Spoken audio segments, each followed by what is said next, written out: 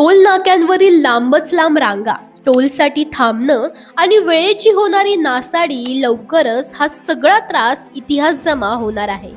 केंद्रीय रस्ते वाहतूक व महामार्ग मंत्री नितीन गडकरी यांनी टोल वसुली संदर्भात मोठा मास्टर प्लॅन जाहीर केला आहे.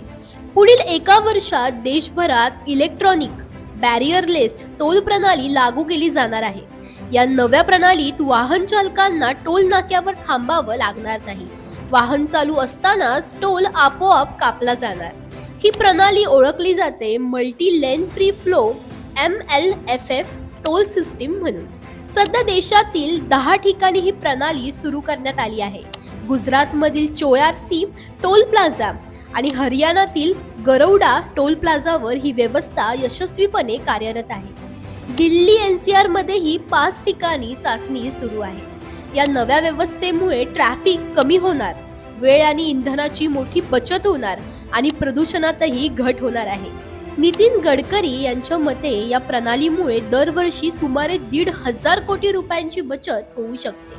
महत्त्वाचं म्हणजे सध्याची फास्टॅग प्रणाली या नव्या तंत्रज्ञानाशी जोडली जाणार आहे.